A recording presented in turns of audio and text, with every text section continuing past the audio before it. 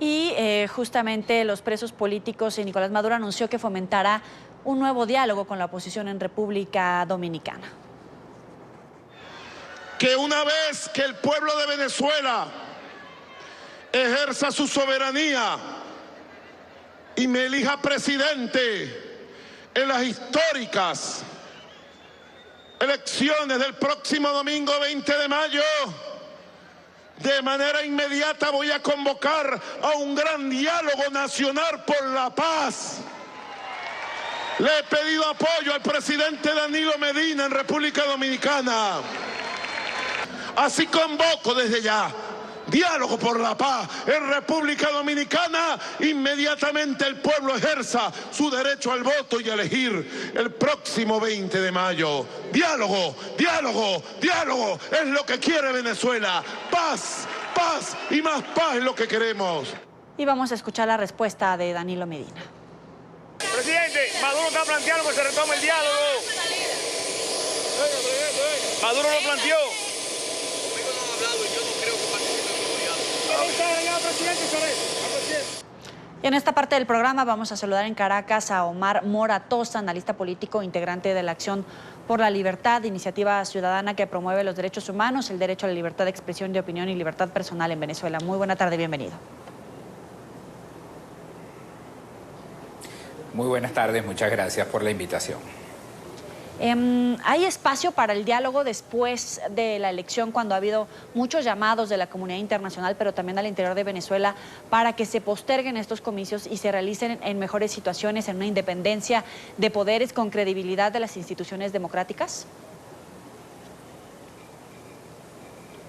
Bueno, definitivamente no lo hay.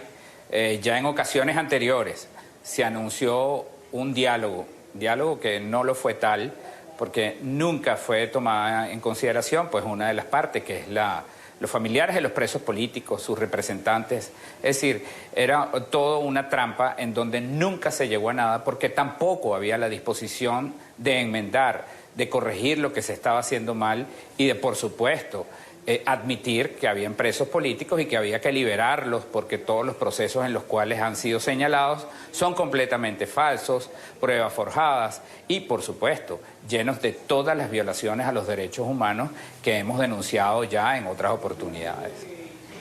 ¿Y qué tal la respuesta del presidente Danilo Medina? ¿De alguna manera le quita el respaldo a este diálogo al que está invitando el presidente de Venezuela, Nicolás Maduro? Por supuesto, porque uno de sus aliados acérrimos en otras oportunidades para este tipo de situaciones, de monólogos, porque nunca fueron diálogos, porque siempre faltó, pues digamos, la representación oportuna de la parte afectada, que son los presos políticos, sus familiares. Y como nunca hubo, digamos, la intención de enmendar, pues ya hasta los que acompañaban al gobierno en este tipo de reuniones y que, bueno, vamos a asumir que de buena fe en algún momento quisieron ayudar para que se acabara, digamos, la persecución a la disidencia y los presos políticos obtuvieran su libertad y se solventara la crisis política y económica e institucional que hay en Venezuela, pues ocurriera. Esto, en esta oportunidad pareciera que no va a ser así. Y entonces, ¿qué espacio queda para después del día de la elección? ¿Cómo superar la crisis que se ve que puede empeorar?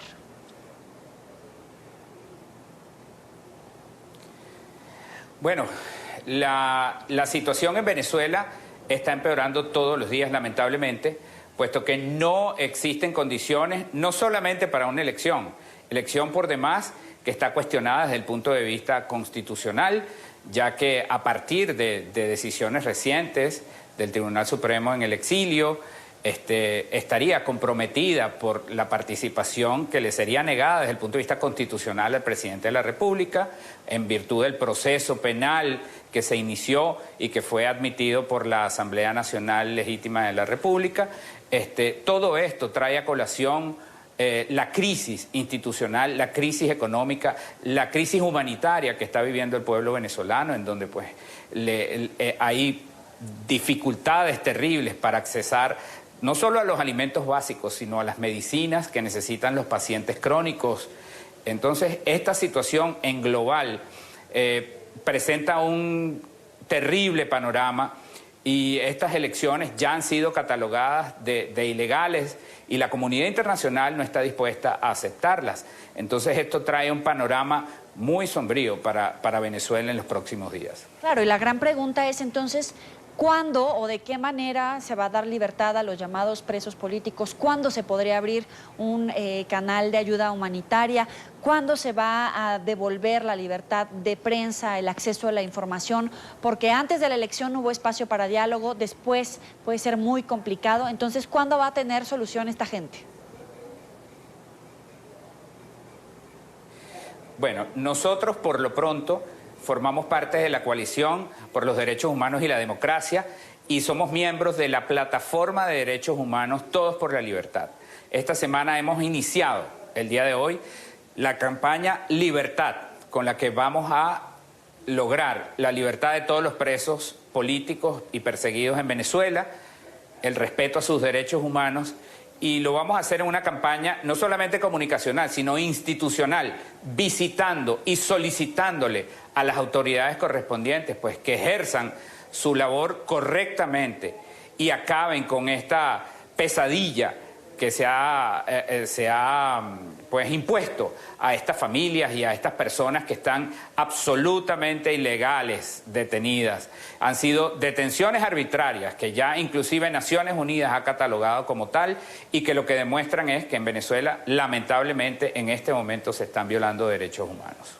En este momento Danilo Medina ya se ha distanciado y ha dicho que no va a servir como respaldo de este diálogo. De alguna manera el régimen de Nicolás Maduro después de la elección se va a ir aislando aún más, incluso de gobiernos que le habían mostrado su respaldo en todo este proceso. Definitivamente.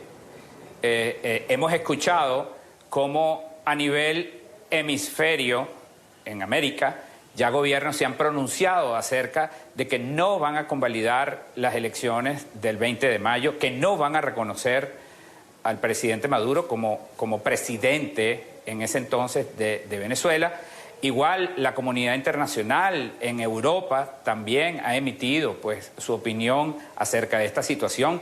Yo creo que lo que viene efectivamente va a ser un aislamiento del régimen venezolano ante la actitud de la comunidad internacional de no reconocer estos comicios que evidentemente pues son fraudulentos. ¿Y por cuánto tiempo más podría sostenerse esta situación tan lamentable en Venezuela después de la elección, con ese aislamiento que va a ir creciendo con el paso de los días? Caramba, esa es una pregunta muy terrible y para la que yo no tengo respuesta, porque lamentablemente, si me lo pregunta hoy, ya la situación hoy es insoportable. No se puede ya más con esto. Lamentablemente la crisis económica y la crisis humanitaria, la violación de derechos humanos a la que están siendo sometidos nuestros presos y perseguidos políticos es intolerable. La situación económica de los venezolanos es paupérrima y todos los días avanza en detrimento de la familia venezolana que ha buscado salir de las fronteras para conseguir un destino mejor, una vida mejor, salud, seguridad, educación. Lamentablemente, pues en estos momentos Venezuela está pasando quizás el momento más terrible de su historia. Ahora, el tribunal en el exilio ha tomado determinaciones contra el presidente Nicolás Maduro con miras a las elecciones y los días después de la elección. ¿Qué va a suceder con todo este proceso que ha dictaminado el tribunal? Bueno, en base a la decisión del Tribunal Supremo en el exilio, el procedimiento que reza la Constitución, la Asamblea Nacional admitió continuar con el procedimiento, lo cual inhabilitaba automáticamente desde el punto de vista legal al presidente de la República como candidato presidencial. Asimismo, en teoría, lo que establece la ley es que él queda fuera del cargo de presidente momentáneamente mientras se da este proceso. En este momento se debate en la Asamblea Nacional el exhorto que hizo el Tribunal Supremo de Justicia en el exilio acerca de la continuidad del procedimiento legal establecido en la Constitución, que implicaría la sustitución del presidente de la República en base pues, a estos procedimientos. Entonces, cuando vemos lo que está ocurriendo, pues, de cara a una elección presidencial el 20 de mayo, pues observamos que definitivamente pues, esta elección trae consecuencias desde el punto de vista legal que la hacen ser una elección fuera de la ley, irregular, y que lamentablemente pues, no va a ser considerada como tal por la comunidad internacional. Quisiera que nos ayudaras a explicarle al auditorio qué se necesita para que las decisiones que toma el tribunal en el exilio, las decisiones que toma la Asamblea, tengan jurisdicción, sean legales, sean efectivas y se puedan tomar en cuenta y tomar acción por parte del presidente Nicolás Maduro, que sean efectivas. Bueno, en la actualidad, recuerden que en Venezuela hay una crisis institucional, no hay separación de poderes. Ahorita hay unos poderes legítimos, como lo sería la Asamblea Nacional, el Tribunal Supremo en el exilio, que ha sido nombrado por esta Asamblea Nacional, y la Fiscal General de la República, que actuó en este proceso. Para ejecutar esas decisiones, pues hay definitivas trabas, porque en la actualidad hay un conflicto de poderes, unos que están a cargo del gobierno nacional y otros que están desde el punto de vista legítimo actuando. Entonces hay un choque de poderes en este momento en Venezuela, y para materializar estas decisiones, pues lamentablemente no existe esa relación que establece la Constitución Nacional de complementarse los poderes públicos para administrar, digamos, las funciones que les vienen dadas del texto constitucional. Entonces tenemos unas ciertas dificultades para que se materialicen en este momento esas decisiones en virtud de esta situación de crisis institucional. Le agradecemos a Omar Mora Atosta, analista político, por estar con nosotros aquí en la tarde de NTN 24.